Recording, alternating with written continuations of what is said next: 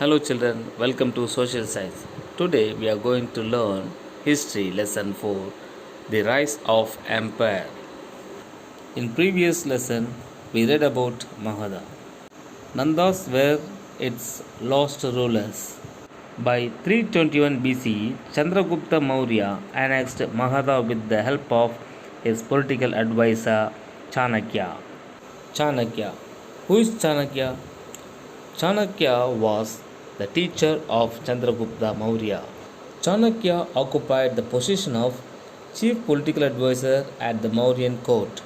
Chandragupta applied the statecraft and economic policies described in Chanakya's Harthacharita to make Magadha very powerful. Chandragupta established this empire under the guardianship of Chanakya. After a successful reign of about 23 years, Chandragupta Maurya handed over his empire to his son Bindusara. Bindusara. Bindusara was the son of Chandragupta Maurya. Bindusara was just 22 years old when he inherited the large Mauryan empire.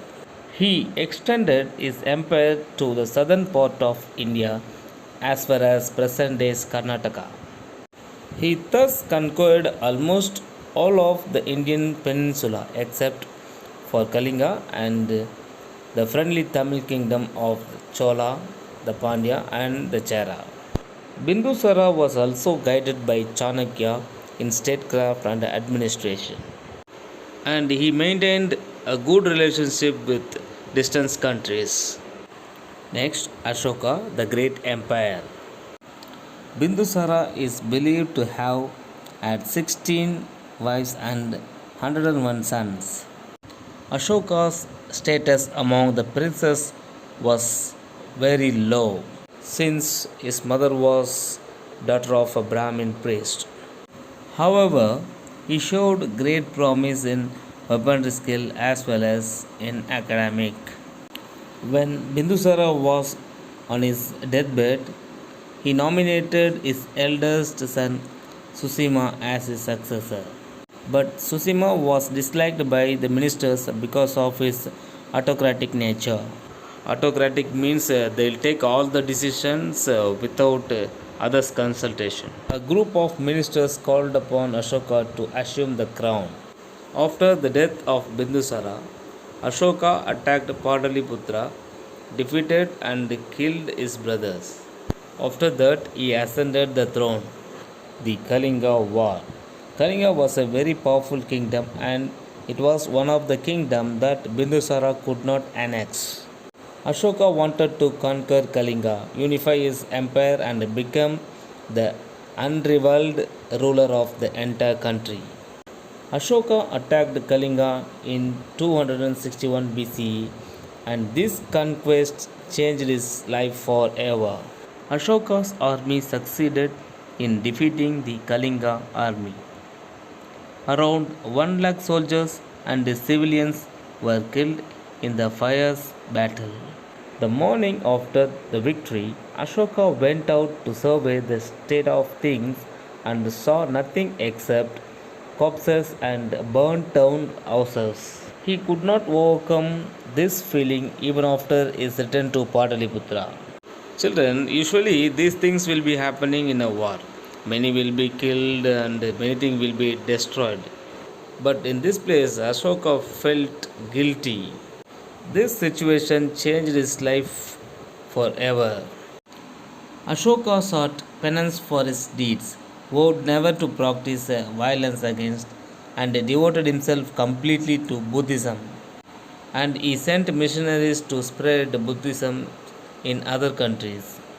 Buddhism was a regional religion before Ashoka's time, which had spread only in the Gangetic Valley. Ashoka sent his son Mahendra and daughter Sangamitra to Sri Lanka to propagate Buddhism there. After that, Buddhism expanded more. Ashoka made Buddhism the state religion around 260 BC and he implemented the Dasaraja Dharma. The Dasaraja Dharma adopted by Ashoka included to be liberal and avoid selfishness, to maintain a high moral characters, to be kind and gentle, to be free from hatred of any kind, to exercise non-violence, to practice patience, etc. Mauryan administration. The empire was divided into four provinces, with the imperial capital at Padaliputra. The four provincial capitals were Tosali, Ujjain, Savarnagiri, Taxila, each with its own governor. The emperor was assisted by the council of ministers. The provincial governors were responsible for the day to day administration of their reigns and consulted the central administration on important matters. Economy of Mauryan. The main source of Mauryan revenue were taxation and rent. Land revenue was the main source of revenue collection. There were other sources of revenue. For example, taxes on forests, irrigation, mines, salt, and coinage. A currency system was in place. Government officials and army officers were paid in cash. Punch marked silver and copper coins were in use. Mauryan military. The king was the supreme commander of the army and was assisted by his military general. 30 civilian superintendents who oversaw the armories. The army consisted of a cavalry, infantry, an elephant corps, and a chariot corps.